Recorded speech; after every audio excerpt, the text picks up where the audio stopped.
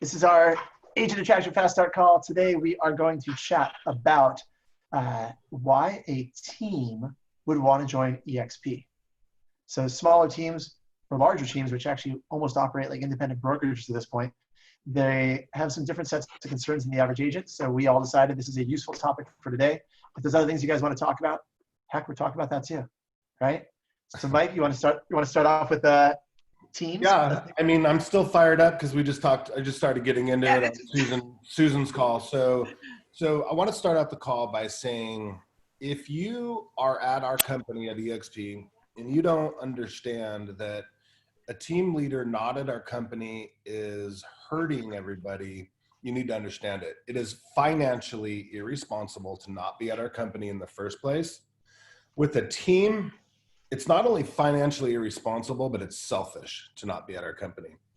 And what I want to do is kind of go over not the scripts or dialogues, but the reasons you want to be at our company with the team. And we could dive right in.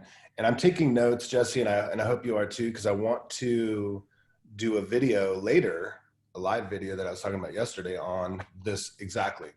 So I want to start out by saying, can we have Mike, Dawn, Craig, Carrie's here, Kathy, anybody? Like, even though we're recording this, dude, this doesn't need to be like polished professional. I want you guys to push back. I want you guys to like say, what about this? What about that? Like, let's have an honest discussion about this, because these are the things that will come up when you're talking to your friends who run teams. Yeah, I have no issue role-playing some of that. But I'll just start out, right? Yep. The team mates, they are basically subcontractors of the team leader, right? So the team leaders always say, I love my team. I'm going to do the absolute best I can to make sure they're taken care of. So if that's true, guys, do you think the team mates deserve residual income? Yeah? Yeah. Yes. Do you think they deserve agent equity in their company and a retirement program? Yes. Do you think they deserve better training and support that their company currently has? Because the broker or the team leader doesn't have all the answers, but our company does, right? With all the collaboration we do. Great. Yeah, we believe in that. So training and support. Now, also, I believe as a team leader that the agents should be able to drive traffic, and it should be their job to drive traffic to their own database, in this case, KV Core, so they can build their own little landing pages and squeeze pages and stuff like that. Do you agree with that? So they can bring in more business? Yes. Okay. So the tech is more important. Also, so the team also deserves the best iBuyer program too, right? Yes. I'm going to say yes. I need to understand that a little bit more, but go ahead. Well, we can talk about that later. That's later. They also deserve the opportunity for really good health insurance too, right? 100% yes. Okay. Need that too. They also deserve Breakthrough Broker and Maxa, our marketing, right? Because Correct. the team leader is not going to sit there and start busting out flyers and postcards and stuff for them to go door knocking this afternoon. It's going to be this big old long drawn out process, right? Does that make sense? Yes. Yeah. Now, also, does the teammates deserve a $4,000 to $8,000 cap, which in my opinion is probably the most aggressive compensation plan in the industry as far as a company goes? Could be debatable if the independent brokerage is a teamrage and they don't have that, right? So then, so I'm going to write that down. So they do deserve the best compensation program. And that is a place to divide the discussion a little bit, to knowing who you're talking to, right? If they're a team coming from a big brokerage that they already have splits, they're probably going to save money coming to EXP, and the agents will get more money in their pocket, right? There are some companies, like my own company, I was independent. I think, Craig, I don't remember with you, but did you have a brokerage split with your team agents before? Yeah, no. So that was a challenge with bringing them on, is that they saw it immediately as a loss of income. Right. So you have to illustrate more value and get more buy-in there, otherwise, right, to get them on board. So, I mean, how is it going with your crew these days? Are they feeling bought in? Are they feeling, I mean, because you're brand new with it. They're good. I incentivize the ones that stayed to do that. Obviously people moving forward, that's not going to happen, but Right. I had to sweeten the pot a little bit for them. Well, that's a really interesting thing to note. So, because I had a team, I had, I think when I came over, I had 17 agents who all came over with me. And I was an indie broker. We didn't have any brokerage split. We just had our 50-50 split as the team. And now I'm saying, all right, now you're going to have an 8K cap on top of your 50-50 split. So it did take a while to get buy-in and to illustrate value into what was happening. And bottom line, what it came down to was, this is what the team is doing. Really, like, get on board. This is where the team's going. There's an upside here. You guys got to trust me. There's potential. And I mean, everyone did come. However, I like to use the example of a jacuzzi and people who pee in the jacuzzi. Can you guys go with me for a minute on this? What? Who pees Okay. in the jacuzzi? Here's the example. This is going to frame it up for you, because this will put it in context when you're talking to different teams. If you are sitting in a jacuzzi and someone says they peed, it would be kind of gross, right? Yeah. But it wouldn't make you Yes. scream. But would it make you scream and get out of the jacuzzi? Yes. Okay, we got one yes. In general, you'd be annoyed, you'd be frustrated, but you wouldn't like run out screaming. Now, if someone stood next to the jacuzzi and started peeing into the jacuzzi next to your head, you freak out, you run out, you might attack. It would be so much worse, so much absolutely worse. And the difference is because it's perception, right? It's the same stuff in the water. I hate to get gross, but this visual sticks. When you have a team that had no split before, now you're adding something new and they have no frame of reference, right? If they're used to having the split, it's like, okay, whatever, it's something different. It's either good, bad, but they have a frame of reference. Does that make sense, guys? Yes. They'll never forget that visual. That is hilarious. That was hilarious. So, Mike, I'll put you back on, but that's a good way to kind of segment. You want to go fact finding first. I've done this wrong. I've done it right. You want to know what context you're coming into. Do they have a split with so when you're talking to the team leader, do they have a split with their company, right? For their team, do they not? What's the framework? Exactly. So when we talk about an $8,000 compensation, there's a couple of things that I like to say to the team leader. I say, listen, with the tools, technology, training, support, all that stuff, there is a very real possibility that they're going to double, triple, quadruple their business. So although they have an $8,000 cap, and in my opinion, anybody worried about an $8,000 cap with that kind of value is out of their mind, for sure. I would even venture, the agents that are subsidizing that or paying that or splitting that. I think I wasn't listening when you guys just said that. I was on a freak out text, sorry. But I think Craig said that he was not going to do that going forward. So it's very simple to show an agent how they can make $3,000 a month by bringing in 5 agents or 6 agents. It's super easy. So the stock awards that we get, even a little bit of revenue share, that makes up for it very, very fast. So the reality is if you can say, listen, the agents, when they get their stock, when they buy the stock in the agent equity program, if you don't believe that, over a few years that the stock will go up as we do all this wonderful stuff, then that's not going to help. But the revenue share is an amazing opportunity. And they always say, well, I don't want my agents to be recruiters. And I stop them there and I say, listen, this is exactly why you want to be at our company, because when the agents know that they can be set free, it takes a lot of pressure off the agent in their mind, because most agents want to sell. We just said it right, Susan, 5 houses. And now they know more than anybody. They know more than Mike Ferry. They know more than our broker. And they definitely know more than us as team leaders after selling 5 homes. They're very similar to teenagers. But if they know that they're okay to say out loud that I only want to sell 2 more houses with you, Mike, and then be set free, that's a much different relationship that you have with them. And they start to work on their own business. They start to work, they start to not be, how do you explain it? The agents, when they know they're going to go off on their own pretty soon, they stop promoting your company. They stop promoting your business. They start promoting themselves more. It's a very clear pattern that all buyers agents or team agents make as they're planning their exodus, right? So with that being said, they know it's a non-pressure situation. So they're out there recruiting to your team.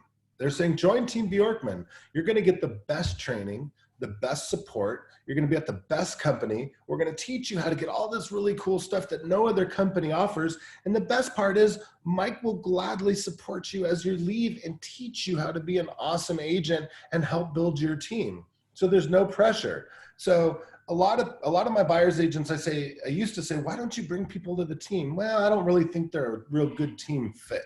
But now I say, well, they can come for a month. They can come for 6 months. Who cares? Why don't you bring them over, see how they fit in, and now you can collect the revenue share off them.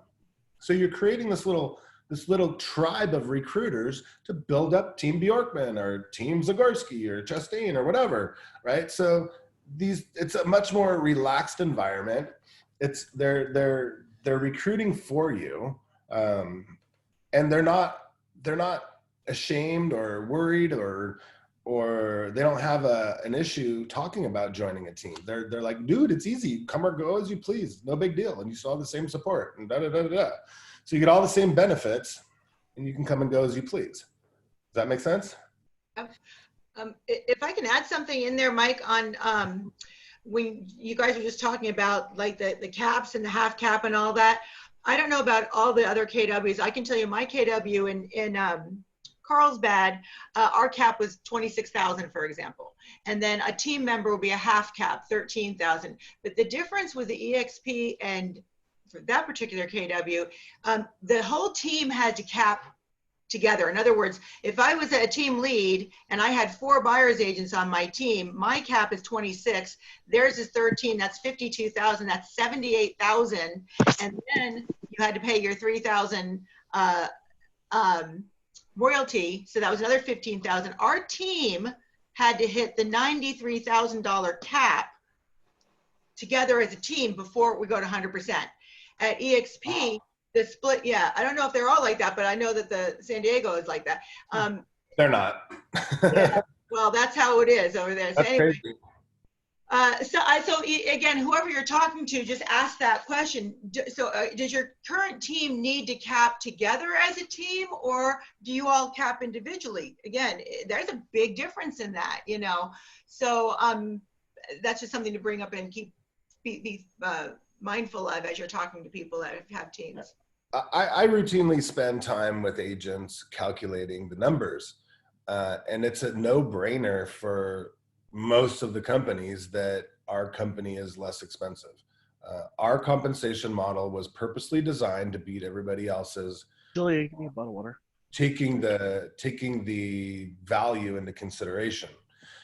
Anybody can join the $250 transaction online company, but anybody smart, open-minded, business-minded is going to realize that our tools, technology, support, everything is real, right? Like we have everything that an agent really truly needs. So to pay $8,000 a year to work at a brokerage, it gives you the opportunity to make hundreds of thousands a year. It's like a no-brainer.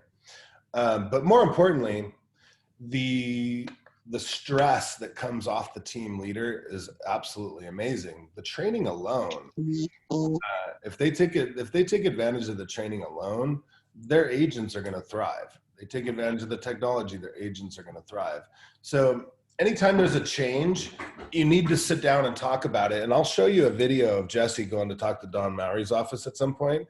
And I'm just kidding. But No, you should. Just no, it was actually a really good video. But seriously, they need to be talked to, because the teammates get to be just as important as the team leader. And that's a big deal. So you tell the team leader, look, why would you thumb down your team? Why would you take opportunity away from them? Why wouldn't you want them to be with you and committed and actually love you as a leader? Because if you're a good open leader, they're going to stay with you longer. They're going to want to learn more, knowing that they can get out of this at any time, and and you're fine with that, because if the team leader and you explain revenue share to them in a pretty decent manner, they're going to know that is going to add up probably more than an agent that does one deal a month. Like, It really will over the next couple of years with the revenue share. So it's you guys can chime in too, and I'm asking for help, Jesse, because I think you're totally off the mark. Like, I come from a completely different perspective from you, and I love your perspective. I'm not discounting it, but for me, it was a totally different avenue as a team leader. Why I joined EXP. You come from a position of, and I respect that, of, hey, your team does, remember, they deserve this, they deserve that, they deserve that. But what if I'm a team leader, I'm not sitting around thinking usually about that. I'm thinking about how many leads I've got. I got to recruit people. I'm dealing with all this minutia and headaches, and I'm coming from a perspective of my pain. What is my pain? This is killing me. And I've had 18 agents at one time on my team. I was a Tom Ferry Team Plus coach. My pain points was that as a team leader, you spend a tremendous amount of time recruiting, vetting, training these individuals how to become agents and be successful. And John Cheplick will tell you that a typical team member will leave you in as little as 18 months on average. Right. And you look at somebody, and there's another amazing, one of the most amazing team leaders that I've ever met, Treasure Davis, and she had her right-hand person, like I had my right-hand person, my person that I entrusted, my person that I had brought in and trained her from, and only to leave and go out and start their own team. Well, what does the team leader do? They're busy hurting, and use the word hurting, or not even hurting, but trying to fence them in, corral them into not leaving you. And you're spending all this time and energy, you're hosting, hey, let's have a team building event, and we're just go spend money on a team building event and going on trips, and let's do this. And all I was doing was trying to provide them more not to leave me. And what happens is EXP is the only business model that allows you to bring somebody in and give them a complete career path from the beginning of, I'm a brand new licensed agent, to retirement planning. It's the only model that has it. So I can bring an individual in as a brand new agent, help train them, mentor them, and give them the leads that I need to nurture their business, and help them, instead of hoarding it and holding back and say, don't leave me, I love you, I'm going to give you this, I'm going to hold a party for you, and you can work for me for 50%, don't leave me. And let's be honest with you, after 3 or 4 years, if they have enough business and they've done what they're supposed to do, they don't need the team leader as much. But now that you can help them with the EXP model with the revenue share, you can help them build their team, because it's going to benefit you, right? It's going to benefit the people underneath them. And it's allowing that individual, because you come from a point of view of abundance and a point of view of providing for an individual. And now that you can give them an opportunity to have buckets, and you're like, what bucket? This is what we talked about in the other meeting. Buckets. You have a bucket of your income from your income from producing and selling and buying homes for people, a bucket from stock revenue, retirement, and a bucket from revenue share. This is the only model that has it. So now it allows me as a team leader to go out there, number one, to not be in fear of losing a team member, our team member graduating. Now I come from a point of view of, let me help you grow, and let me help you fly. Let me help you spread your wings and fly, and I'm not operating out of fear. That is a huge pressure off a team leader. Also, when I was talking to Craig Chastain, who's on the call, and we're in the same market, we both ran teams, we were training our competition. We're training our competition to go out the door with EXP. Now we're in collaboration. We're collaborating together, and we're helping them to grow. I would never go to another teammate, another person in my market, and share my secret sauce. I have no problem going to Craig now, who's literally down the street from me, and saying, now that he's with EXP, hey, Craig, we are now working together to help build what's better for me and for you and for our community and for agents. Nobody has that model. Nobody. What's interesting, Don, is you and Mike actually, you're saying certain different things, but you're actually saying a lot of overlapping things in different words. I mean, the cool thing is you have two different team leaders, and what I'm listening for as I'm hearing is, what are the things you can use to open a conversation with a team leader, right? And what can you say when you're actually talking to a team leader to illustrate value? You're hearing from different people, which is pretty cool. So I want to take a quick poll before we get too far into this. If you guys have teams that you have talked to or are thinking about talking to bring them to EXP, right? Or you'd like to approach some teams because you're like, heck, if I could bring on 2, 3, 6, 10, 12 people at once, that sounds like a great idea. It is, right? So let's start with what would stop you from talking to a team. Number one is you don't believe EXP is a tremendous benefit for a team. So show of hands, those of you on camera, are we all on the same page? Or if you're not on the camera, you got to at least speak up verbally, but I want to make sure we're all on the same page. Do you feel that EXP is a huge benefit, or at least somewhat of a benefit, to a team leader? Heck yeah. I'll put my feet up. Yep. And how about you feel it's a benefit to the team member, to the team agent? Absolutely. Career path. All right, awesome. So we're all on the same page. Yeah. We all agree. So does anyone have any questions? Because if you don't believe it yourself, we had I won't call this person out by name, but someone that's been with EXP for a while, hasn't done much agent attraction, and they literally said in a text the other day, they said, and this person's a powerhouse. They said, I'll be honest, I've been with EXP for a while, but I just didn't really buy into all the benefits myself because I was here, but I wasn't paying much attention, and I can't attract people if I'm not bought into it myself. So if you don't feel this, if you don't understand it, then there's no way you're going to be able to bring other people to it. So are we all on the same page there? Yeah, Jess, Go for it, Susan. Sorry. So I think, we've had a lot of these conversations lately about this, and I brought up on my show when Mike and I were just talking that, some people are, well, gosh, I don't want to be a recruiter. Well, you're honestly, you end up more attracting than you do recruiting. When, your business is growing and you're helping other people and their business is growing, you just get attention just kind of comes your way and people will be attracted to that. There are 3 teams that are really, good friends of mine. In 2 of them are in San Diego, 1 of them up in Temecula Valley here. And what I find interesting about these 3 particular teams is they all at least have about minimum 10 buyer agents on their team. And every one of those agents on their team are in excess of $10 million producers on their own. Any one of them could be off. I want to try to really learn, how do you build that team that, that really see the value of the team, that know that they can grow 10, 15, 20 million on their own, but they still want to be part of this team. You get what I'm saying? Is that you don't see very many teams like that, but they do exist. And these people, I know they will never leave these teams. I swear, they're that good. And every agent on the team is that good. Because of the way they're made to be felt.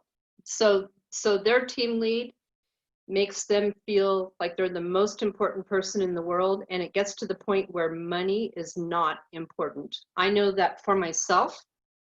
I came to EXP, it took me 3 years to come to EXP because I was in an office where I basically wasn't paying for anything. I paid $250 per transaction, and that was it. And I was not going to come to EXP. I was not going to give you any money. I didn't need to do this. I was fine on my own. And I loved where I was. But then things started to change. Internally in that office, things started to change. And I just happened to go see Jesse and Michael that day when I knew that things were changing and taking a bad turn. And when Jesse said he was with EXP, after having people talk to me for 3 years, I was like, sign me up, I'm on. And it's not really and truly, think about the things that are important in your life. Was it because you had a monetary reward, or was it because you had a heartfelt reward? And that's, you have to make your people feel comfortable and like they matter. When people feel important, they'll do anything for you. That's why we have to take care of our teams. The better we take care of our teams, the better we take care of our people, the better they'll take care of us. I love it, Kathy. And Susan, Kathy, I want to have more conversations with you. Where are you out of? Are you in San Diego, or where are you from? Northern California, 40 miles east of San Francisco. Jesse, I want to connect with her. She's great. Absolutely, she is. And Susan, we'll take this discussion offline, or maybe on another Facebook Live or a Zoom, or we could actually, what we can do? Let's set up, Mike, a Zoom. We have so many team leaders in our in our organization here, let's set up a group for, I mean, because you're talking about how do you build long-term team agents? How do you build a culture that retains and retention? So let's, because that's a little bit left of the world of agent attraction for the call today, but let's do it, set up a special call, because I'm obsessed with that and been talking about it for years, and there's no right answer. There's, like Kathy said, is a big piece of it, but I can point to examples of team leaders I've interviewed that have all different methods of how do you build longevity into your agents, of keeping them on the team for a long time and that they want to be there. But in terms of that's a great idea. Yeah, so I'll write that down. I'll set up a call, because I think there'd be a lot of value to a lot of people, Susan. It's a good segue into a next point too. So team leaders usually have a pretty good deal where they're at, right? You know, they get special treatment everywhere they go. They get tons of free office space and all that. And again, to go back, like what John says, Don, is people will come for money and people will leave for money. So again, just quoting John Cheplack, if we just feature dump on them the whole time, that's not going to work. So now we should probably segue into that team leader and the team that they're going to be joining and the support they're going to get too. So if I'm a team leader and I'm a pretty cool guy, I'm running 4 or 5 buyer's agents, and let's say I'm doing 50 to 100 deals a year, but my broker, owner of the franchise or independent, whatever it is, treats me like I'm God, gives me, you know, tons of stage time and all this stuff. That's really important to remember, because there will come a time where that person or that team leader is either replaced, or that broker owner will become so comfortable that they will start neglecting that team and that team leader. And we just got to remember when we're talking to these teams that, you know, and I do say it just like Chuck Black says, you know, listen, you know, I'm here to support you. And when something changes or happens, I just want to be in the first position. But going back to that team is like, listen, we're all teams. We're surrounded by awesome teams, and the ability for us to collaborate and mastermind and really help each other. And at any time, I know there's people from different teams that listen to this, but at any time, I could have Jesse coach you. I could have Rick G. Hop coach you. I could have Brent Gove coach you. There's so many different opinions and aspects and different ways we run teams. You know, being part of our mastermind, if you will, is very valuable. And you will be part of the cool guy clique. You will be part of the next evolution of real estate, and we're going to work on it together. You know, you might run your team just fine, but, you know, ask yourself this question: on a scale of 1 to 10, where do you really truly feel your business is at? And if they're running a team, it's no different than if they're by themselves. They're going to say, you know, it's clicking along pretty good, but there's a lot of issues and there's a lot of pain points, like Don was talking about. And, you know, well, that's one of the benefits of joining our team at EXP. You know, we're all here to help each other. We're always collaborating. We're always talking. As a matter of fact, you know, when I was at Keller Williams or running my own brokerage, I was pretty lonely. And now it doesn't have to be that way, because we're always talking every day and Zooming every day and getting together all the time. We're trying to help each other and pull each other out of, you know, whatever pain points we might have. So not only do you get to, you know, have all the benefits of the company, that feature dump part, but you get to have the people, right? Because people join people. And some of the biggest, brightest, best teams in the nation are either at or joining our company, and they're running monster teams. And you get now to collaborate with all these people. And it's different than Remax or Keller Williams or Coldwell Banker. When you're at the top there, they try desperately to hide each other's secrets, kind of like Don was saying. They try desperately to clash egos and see who's on the stage first and all that stuff. But now we're really, that one big fire attitude where we're trying to work together, and all the different lines work together, and we all mastermind together. And we do have what most people don't have, and that's, you know, true relationships and true friendships and true family, you know, and being financially aligned. There's a big difference. So that's another really good angle to use, because I know when I was at KW, Remax, and running my own brokerage, I was always at the top, and I know how lonely it was. And that's why I got into closing table and club wealth and all this different stuff, because I was looking for help from my peers. Yeah, connection. And I was looking for something.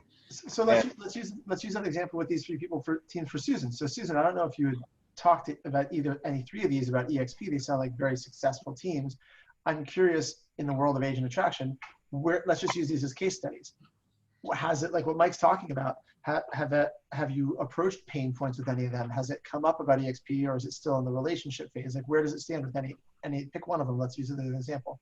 Well, okay, so one of them who I brought over to KW years ago, and then when I left KW, he went over to another company, and then now he's with Compass, for example.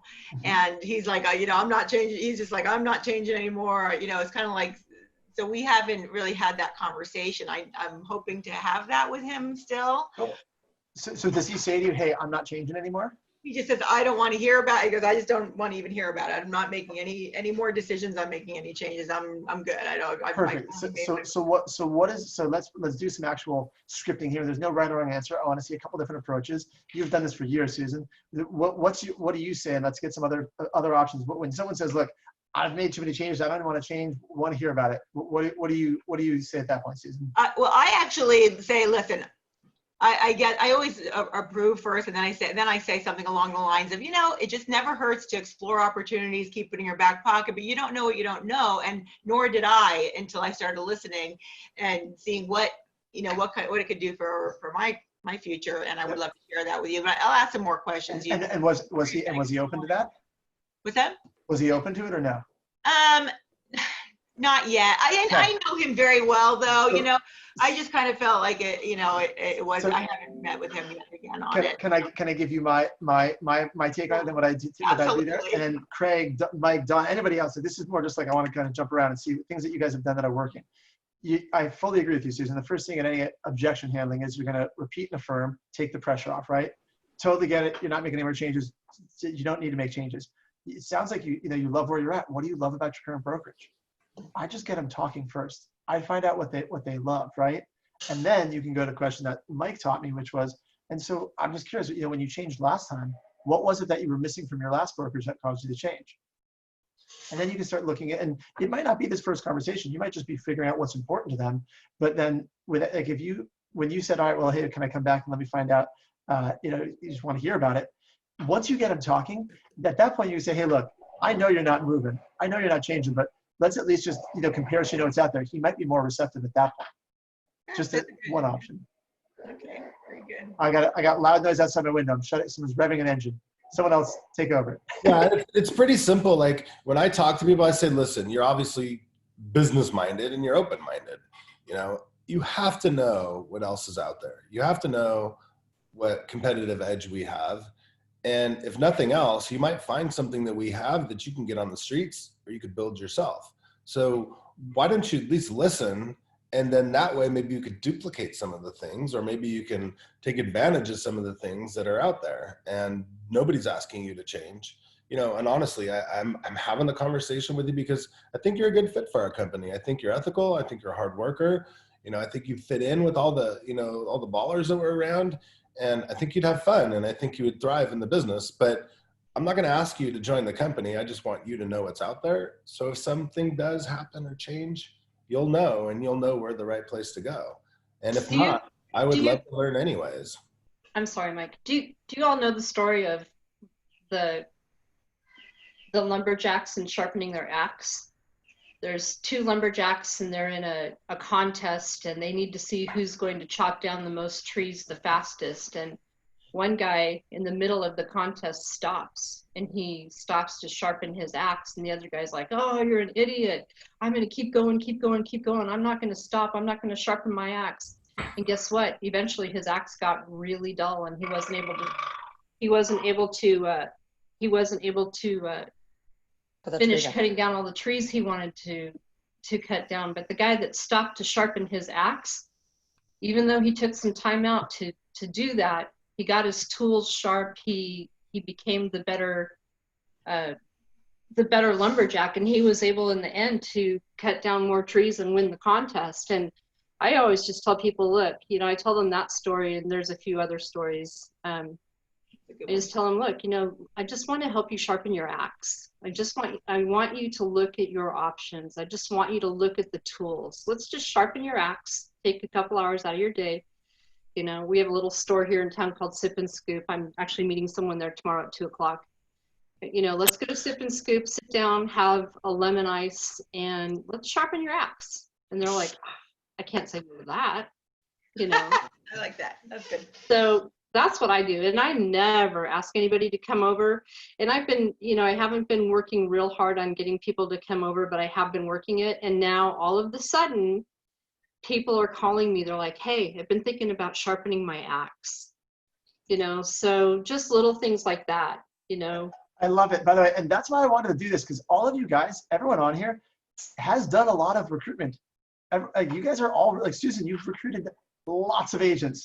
Mike, Kathy, actually, I mean, I don't know if you've done a lot of recruitment, but you have some really good skills. Like, all of you guys, there's no right way to do this. Mike and Susan, actually, you have very similar approaches to what you said. Different verbiage, but you had very similar approaches to it. Kathy, I love the story angle. And you're all doing the same thing, which is you have to be more committed to your, to having them be open to it than they are committed to not listening to you, basically, right? You got to be more committed to your positive than they are to pulling you into. So that's why you have to have this belief behind it. But I love throwing in a story. That's true. It could be used for so many different things too. That's really cool. I love it. Anyone else got something they've used or another approach? Mine may be a limiting belief, you guys. Okay. And so maybe you can kind of help me through this, because so here's the thing, you know, after running KW, then I also ran a small independent brokerage for about almost 3 years. And we had a really bad investor. So a lot of these people I had approached about coming over with us, but unfortunately our investor was really terrible and stopped paying the rent, and you know, the agents got paid, but anyway, they stopped paying our salaries, all sorts of stuff. And so we ended up merging with another brokerage, and then that brokerage ended up merging with another brokerage. And it's just, I don't know, you know, I wonder, you know, by going back to these people, you know, I have long-term relationships with them, and I guess I think they're watching me right now and seeing, you know, and then they kind of build the longevity and say, okay, is this it now or what? You know, because we took that one company, and, you know, we would have stayed. That company, that little boutique was going great as far as our agents were concerned. Unfortunately, it was the investor problem. We had to get out of it. So part of it's, I think, like I said, a limiting belief on my end when I'm talking to some of these teams that I've approached before to join the other brokerage, and then that brokerage ended up having a problem. So I don't know. I agree. How many of you guys agree that there's a limiting belief in there? Yeah. So fully agree. All right. So I mean, I could help you talk through this, but I think this is good for everybody, because this goes back to what I said at the beginning, and I want someone else to help walk you through this, Susan, because you have to believe in the company enough yourself to know, like, this is different than what's come from before. So who can help walk Susan through? Do you agree there's a limiting belief there? No, I'm the only one who sees it. No, I see it. I understand what you're saying. Right. What is Susan's limiting belief? And thank you, Susan, for being brave and bold. She said a lot about she said a lot of what I feel too. I mean, I feel like there's only 500 EXP agents in Ohio.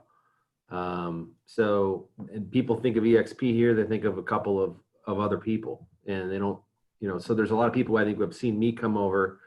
I was just talking to somebody about this yesterday. I said, I feel like people are just kind of watching to see what I do. Am I going to stay? Am I going to continue to produce?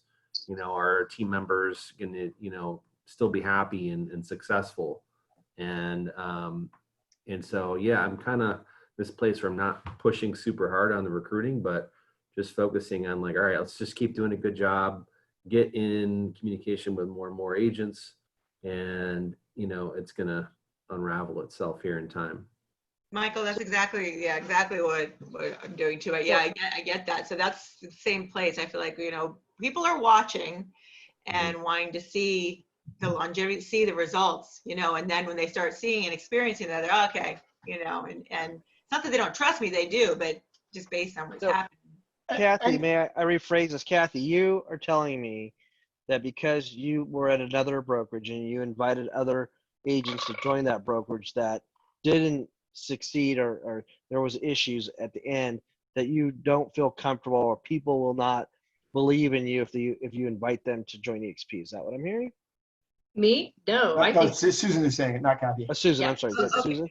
No, I again because Well, who was talking about? Who was asking the question Susan. that they had? Was that Susan? That was that That a was different me, yeah. company? The management? Okay, sorry. Yeah. So I approached all these agents, years back, and they came over to KW, for example. And Right. then, I left the team leader role and went back to my agent business. And then I got another opportunity to launch another brokerage, and I went and approached them to come over to the other brokerage, and they were considering it. But then we had investment problems.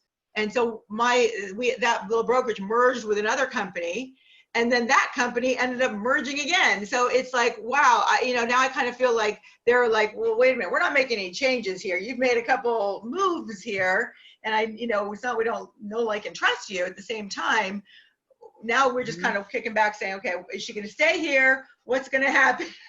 and so I'm a little bit hesitant into, I guess. So here's how I would repeat that. We've known each other for a long time, and you've seen me. We've gone from this, brokerage or this brokerage, and I'm always, looking to see what's going to be the best fit and the best newest progressive company. And I've been searching for a long time and looking at different models, as I have. I've been an independent broker. I've owned a Remax franchise, and there's just something about this model that intrigued me so much that I just could not say no. And if I could just ask you if you would be willing to watch this quick little video with me, just a few minutes. I just want to get your opinion and thoughts. That's all I'm asking for, because I want to reassure myself that I'm making the best decision. And I want you just to give me your opinion, because I trust about your opinion. Would that be okay? Okay. That's how I approach it. So it's a limiting belief, but that's how you approach the people, Don. And, Yeah. That actually was a really good script. Yeah. What we're coming to with Susan is it's a step even before that. She's unsure about approaching people. And this is why I really appreciate you being transparent, Susan, because Michael said, hey, I'm feeling the same way. Everyone on this call has felt this way, Susan, if not now, at some point, or will at some point. It's not a linear thing where, like, suddenly you believe in the company and everything comes out, you're excited and enthusiastic. There are days and months where you go through where you're just like, is this really the real deal? Like, that's how it occurs in my head. Is this really as good as I think it is, right? Is this really going to be the company's all companies? Like, we've now found it, and this is it. And so, is that on the lines? Well, there's no question. I believe in it. I mean, I can't believe that people don't see what I see, I guess, is my issue. Okay. I'm like, let me ask you this question, everyone on the call, if I may. Yeah. What is the biggest, when recruiting teams, we're talking about teams today, what is the biggest obstacle? I know what the one I is when you're recruiting a team. What is the number one thing that comes back for you is their biggest objection about joining EXP? well, in their heads, it's money. It always comes back to me. I don't care if you're recruiting for real estate or any, a baseball team, man. They want to know that they're going to get their money's worth. Are you going to pay me what I'm worth? And so I just try to always move conversations away from money right now. It's really about sharpening your axe. We're going to get your skills up. You're going to have control of your destiny. Adam Shard, stop it. Fear of the unknown. Sorry. Go on mute, kook. So for me, the number one objection, I know about Craig about this, but for me, the number one objection that I hear is office space. My broker basically gives me the office space. They give me the world, and therefore I don't really pay much, but I just have to use their escrow ancillary services. So for me, the number one objection that I get, I spoke with another guy, he's like, well, I have, they're giving me, this huge office space area for free. I just have to use their escrow, and I really don't pay hardly anything. There's no such thing as free. Correct. So let me have a panel discussion here. How to overcome that objection? How do I overcome why? And then it goes back to the money. Well, let me show you how much that office space is costing you. Right. And then whether if they're with a Remax or with a Century 21, they still have to pay a 6% off the top on all their transactions. They're still going to have to pay, if they're with Remax, that monthly fee. Depends, some brokers might pick that up. But, you know, I mean, one of the biggest things, Craig and I have someone that we're recruiting heavily. And we talk about his number one probably thing is I love my office space that I get for free. Correct, Craig? Correct me if I'm wrong. Yeah, no, that's it. All right. So everybody take a note right now. This is where we're going to have to pick up next week. We're not going to be able to finish this because that's a really good point. There's three main points, right? There's office space, there's money. The money it costs to rebrand and move is a lot. And then there's I'm doing good. It's just a big hassle to move. I'm comfortable. I would say transition plan.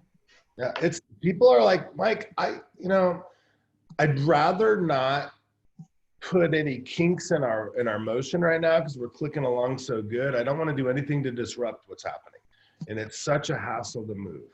So those are the three biggest ones that I hear, and I talk to big teams a lot. So I think next week would be a really good hour to tackle those. The objections besides commission structure. You guys like that? Yeah. Good one. Right. To jump in a little bit, Don, what I always do is I say, okay, let me ask you a question. Let's go ahead and break it down. And I actually do it. And I'm not a numbers guy, but I do it. Okay, how much are you paying on your splits? How much are your transaction fees? Is there any other weird junk fees, and all that? And I add all that up. And then I say, okay, how much is your square footage of your office? And it turns out they usually have 200 or 300 square feet at the most. And it's very interesting. And then I show them very simply how if they're giving all their escrow or title business to their broker, I show them how they could easily have a spouse or somebody else on the payroll and they could get, a piece of that. And then I show them how their lender should be paying for their office space anyways. And then I also show them with the money they're saving, they could go out and rent a really nice space bigger for the money that they're spending already in their commission splits. And then I take it even farther and I say, listen, and just the revenue share alone you would make off your team would pay for your office. So those are the kind of little things that I throw out there. And every single time it works. And then that's when they go, all right, you're right. But it's just so convenient. It's such a hassle to move. And oh my God, and I don't like change. And that's where I run into the problem. Yeah. Because big teams they're taken care of pretty well. So it's not a matter of matching what they're getting now or beating what they're getting now as far as money. Now you have to kick into gear. Listen, it's about the stock. It's about the retirement. This is a real number and you have to understand these numbers. So you can do everything you're doing right now the same, but watch how I can show you how you could easily make 10 grand a month on top of what you're doing, residual. And what if I could show you how to take that 5 or 10 grand, reintroduce that into your marketing and get your agents producing double or triple of what they are today?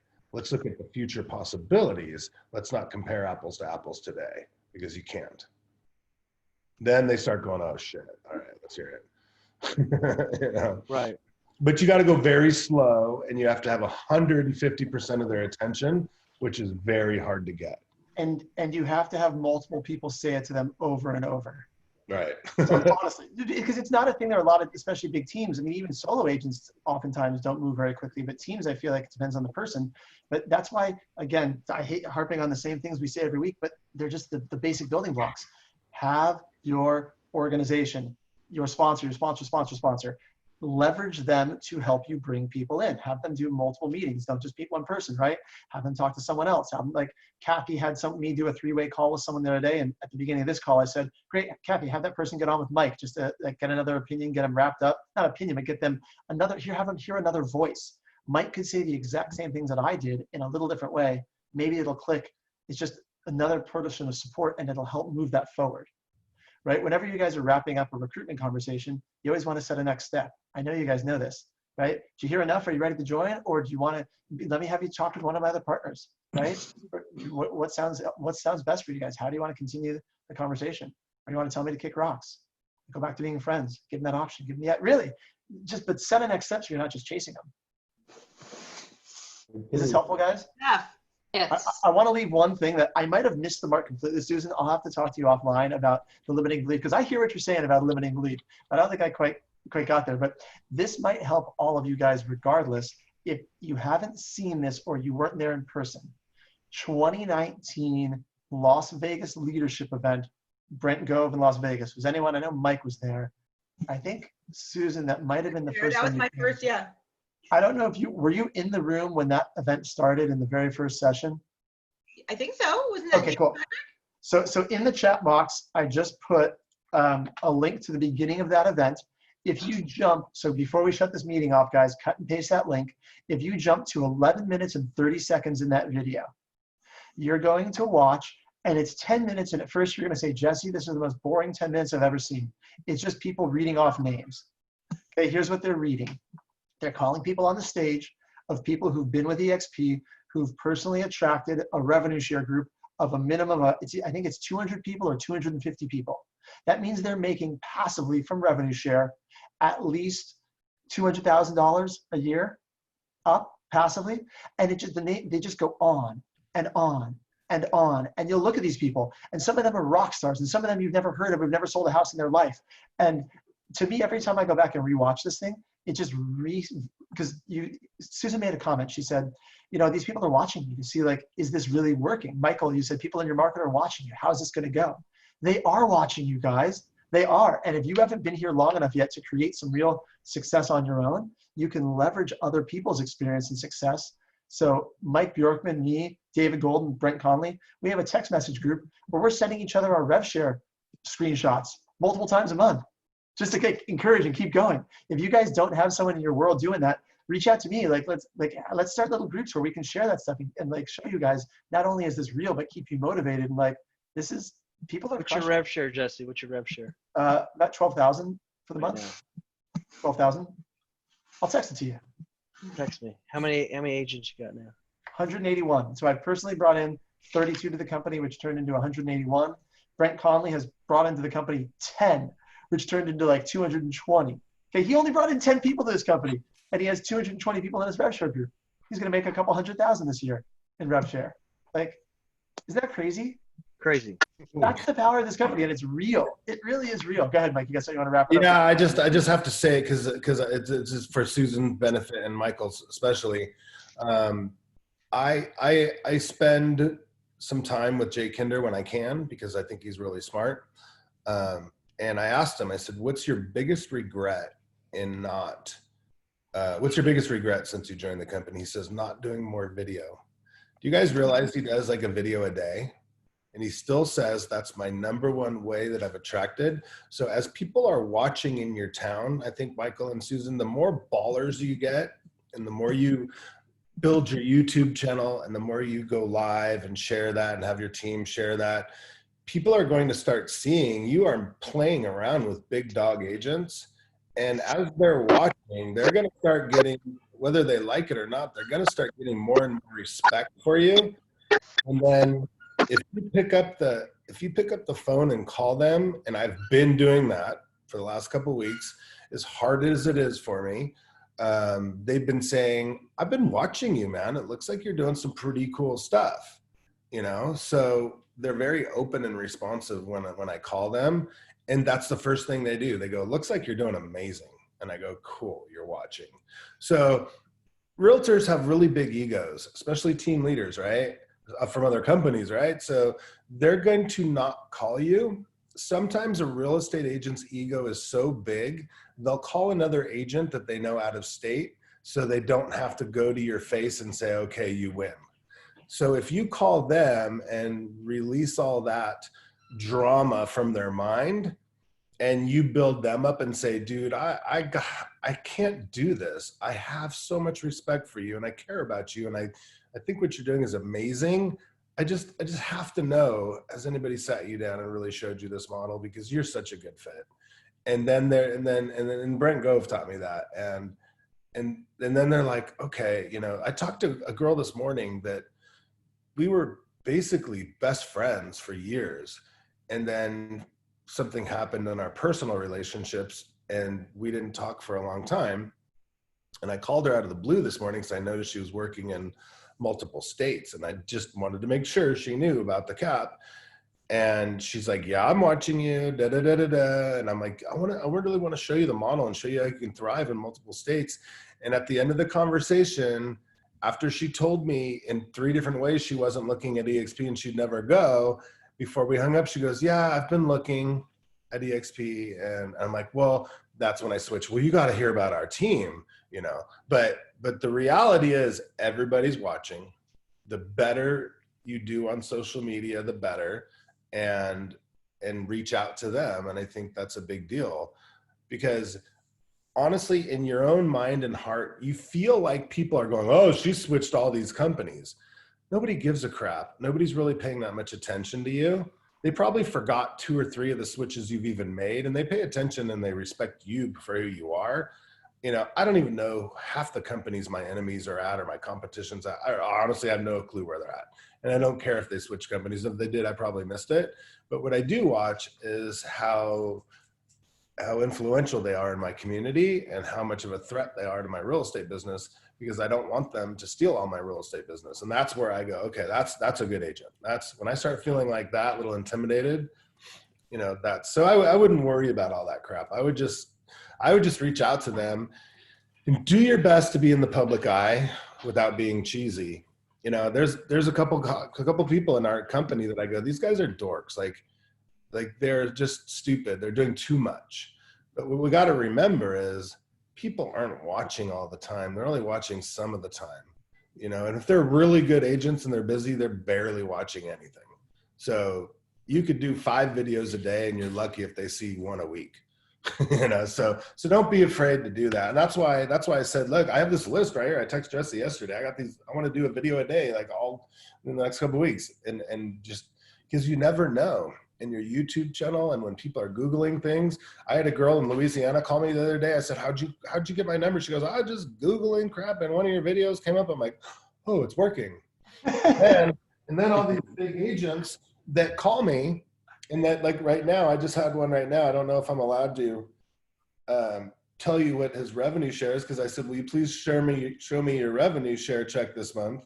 I don't know if you guys can see this. Well, hold on. Let's stop the recording before you show it. Yeah. This recording, right? So anything that's been talked about in this recording, by the way, there's no guarantee you're going to make any of this money. We just know lots of people are making lots of money. All right, stop the recording. This is the end of the call. We're at 4 minutes over the hour. Enjoy your week. All right, Mike.